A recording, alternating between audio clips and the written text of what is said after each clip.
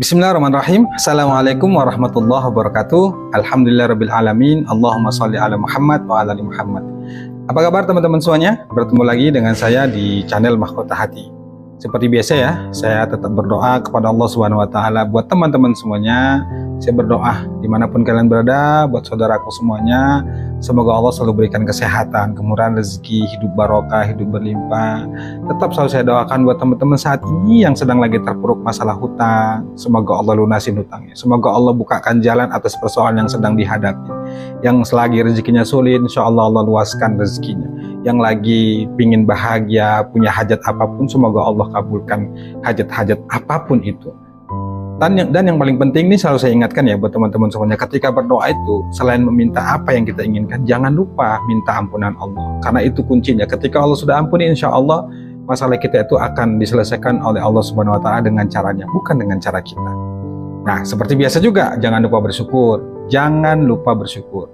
Saya ingatkan kepada teman-teman semuanya, buat saya sendiri juga, buat kita semuanya, teman-teman semuanya yang menonton video ini, yuk jangan lupa bersyukur.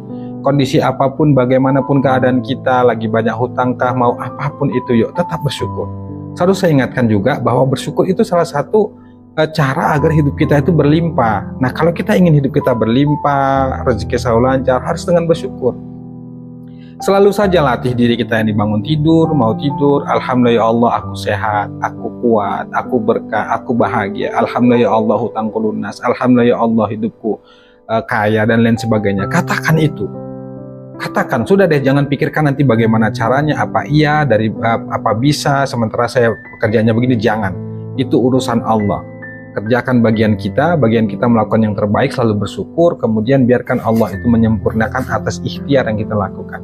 Itu kuncinya teman-teman semuanya. Jadi sekali lagi, yuk kita bersyukur bersama-sama. Mudah-mudahan dengan bersyukur itu membuat hidup kita menjadi berlimpah, pelan-pelan masalah kita diselesaikan oleh Allah Subhanahu wa taala. Baik teman-teman semuanya, tetap saya ingatkan ya, teman-teman yang ingin bergabung di grup Mahkota Hati, silakan hubungi nomor tertera di bawah ini ya. Saya ada kelas online juga buat teman-teman semuanya yang nonton video ini, yang lagi terpuruk masalah hutang, kemudian ingin dibimbing supaya hutangnya selesai, yuk silakan hubungi saya, bergabung boleh di grup itu gratis ya. Kelas online itu berbayar. Di kelas online itu saya bimbing secara intens bagaimana teman-teman itu bisa keluar dari jeratan hutang. Lewat apa? Lewat riyadhah, lewat amalan, kemudian motivasi, semangat. Terus selalu saya kasih support, kasih semangat. Karena ketika orang yang berhutang itu kan yang diserang itu mentalnya down, takut. Nah, saya selalu support teman-teman semuanya. Nah, jadi sekali lagi yang ingin dibimbing agar hutangnya selesai, silahkan bergabung di grup Mahkota Hati. Insya Allah saya dan tim akan membimbing teman-teman semuanya sampai hutangnya lunas. Insya Allah, doakan ya. Dan alhamdulillah tuh banyak teman-teman yang sudah bergabung di grup Mahkota Hati, dia ikut bimbingan, ikut kelas online. Alhamdulillah pelan-pelan hidupnya mulai membaik, dan banyak juga hutangnya yang sudah lunas dengan caranya Allah, dengan ajaib lah maksudnya. Pokoknya itu dengan cara-cara yang Masya Allah, itu luar biasa, benar-benar Allah itu maha baik, maha segala. Jadi jangan putus asa, jangan putus asa. Berapapun jumlah hutang teman-teman semuanya, insya Allah bisa lunas, asal kita datang kepada yang memiliki dunia ini, yang bisa menyelesaikan masalah. Siapa itu? Allah Subhanahu wa taala. Baik, hari ini saya ingin menjawab pertanyaan ya. Pertanyaan itu sebenarnya lagi-lagi itu aja, tapi nggak apa-apa deh. Tetap saya jawab, dan perlu saya ingatkan selalu ya buat teman-teman semuanya. Pertanyaannya begini, Pak, saya sudah bekerja keras, ya banting tulang lah, pergi pagi pulang malam, niatnya itu untuk menyelesaikan hutang. Saya sudah riyadhah, sudah ngamalin sholawat, tapi juga hutang saya juga belum lunas. Justru malah bertambah. Apa yang salah, Pak? Dan bagaimana sih sebenarnya cara yang tepat untuk menyelesaikan hutang? Nah, pertanyaannya seperti itu. Nah, seperti saya katakan tadi, sebenarnya ini kan pertanyaannya itu aja, dan pernah saya jawab. Sudah saya jawab sih di video-video sebelumnya. Tapi nggak apa-apa. Mungkin ada teman-teman yang baru menonton video ini ya, dan saya ingatkan lagi, saya kuatkan lagi, saya saya cas lagi. Dan ini pengalaman saya nyampaikan begitu gamblangnya ya tentang persoalan hutang, karena itu juga yang saya alami dulu. Nah, buat teman-teman yang ingin tahu kisah saya dalam menyelesaikan hutang itu, boleh bergabung, nanti saya share tuh bagaimana caranya. Oke, baik, kita kembali ke pertanyaan itu. Bagaimana sih cara terbaiknya itu untuk menyelesaikan hutang? Saya katakan begini buat teman-teman, ini pengalaman saya ya, dan insya Allah bermanfaat. Ketika Anda terjebak masalah apapun itu, apalagi masalah hutang ini ya, cara terbaiknya adalah Anda harus riyadhah. Kemudian dalam riyadhah itu, fokusan Anda, udah deh saya katakan jangan minta hutang Anda lunas. Jangan deh. Ya, saya sampaikan jangan itu bukan berarti melarang teman-teman itu berdoa kepada Allah, ya Allah lunasin hutangku, ya Allah mudahkan rezekiku. Bukan saya melarang, enggak.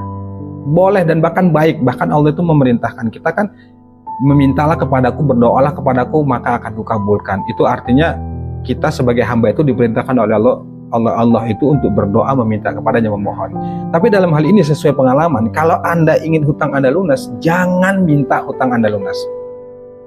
Maksudnya gimana sih? Tapi kita banyak hutang, masa nggak minta hutang kita supaya lunas? Ya boleh seperti saya katakan tadi. Tapi dalam hal ini ingat ya, terpuruknya hidup kita, sulitnya rezeki kita, banyaknya hutang kita, itu disebabkan karena dosa dan kesalahan kita. Baik yang kita sadari ataupun yang tidak kita sadari. Maka fokusannya jangan minta hutang lunas, tapi minta apa? Minta ampunan Allah dulu.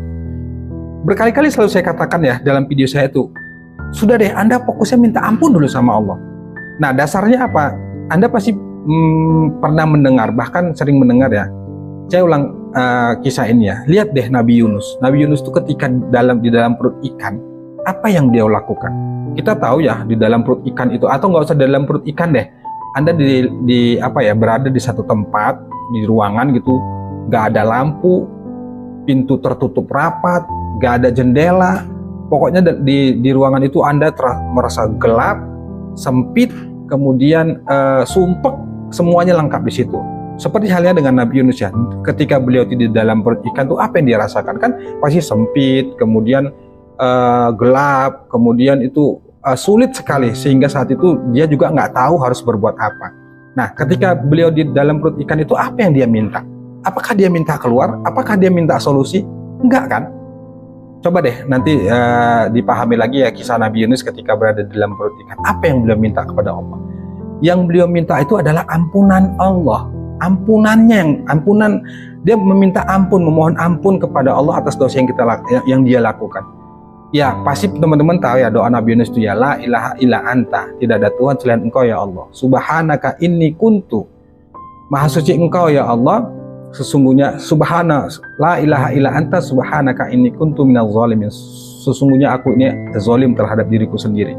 Nah artinya yang beliau minta adalah bukan solusi, bukan beliau minta keluar dari perut ikan itu, tidak, tapi minta ampunan atas dosa yang dia lakukan.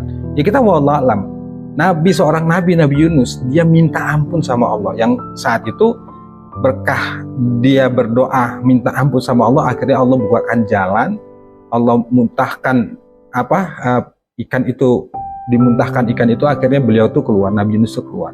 Sama halnya dengan kita teman-teman semuanya, ketika kita punya utang, sadarin bahwa semua itu akibat dosa dan kesalahan kita, maka fokus saja minta ampun sama Allah. Fokus saja minta ampun sama Allah. Udah deh, ente jangan tanya gimana solusinya, kan hutang harus membayar. Iya saya tahu hutang itu harus bayar dengan uang. Terus kalau ente nggak punya uang, ente mau bayar pakai apa? Maka selalu saya katakan, udah deh jangan minta hutang lunas, jangan minta rezeki lancar. Kalau anda tercepit, Anda terjebak, Anda terpuruk karena hutang, minta ampunan Allah. Banyakin istighfar, baca tuh doa Nabi Yunus tuh. Dulu tuh ya, bahkan di kelas online tuh saya kasih bocoran sedikit ya. Di kelas online yang saya buat itu ada satu amalan yang dia membaca doa Nabi Yunus itu ketika sujud terakhir itu dibaca selama 40 kali. Itu diajarkan oleh guru saya. Ketika Anda banyak masalah, Anda sudah mentok, nggak tahu harus berbuat apa, ketika Anda sujud terakhir dalam sholat itu baca doa Nabi Yunus sebanyak 40 kali. Dan itu saya amalkan dulu. Ketika saya terjebak masalah utang, saya sholat taubat. Selesai sholat taubat tuh saya sujud terakhir tuh berdoa sama Allah, la ilaha illa anta subhanaka inni kuntu minaz zalimin, la ilaha illa anta subhanaka inni kuntu minaz zalimin. Saya benar-benar berdoa minta kepada Allah itu bahwa terpuruknya hidup saya itu disebabkan karena dosa-dosa saya. Nah, kan pernah saya katakan di video sebelumnya bahwa ketika saya terpuruk masalah itu, saya pernah fokus dalam 30 hari itu nggak minta apa-apa kecuali minta ampunan Allah. Selesai sholat saya baca istighfar, astagfirullahaladzim, astagfirullahaladzim 100 kali. Selesai sholat 5 waktu itu 100 kali saya baca istighfar, astagfirullah, astagfirullah, astagfirullah, sambil saya merenung atas dosa-dosa yang saya lakukan. Kemudian selesai tahajud, selesai tahajud tuh bener-bener saya manfaatkan di situ, saya minta ampunan sama Allah atas dosa yang saya lakukan. Nah teman-teman lakukan itu.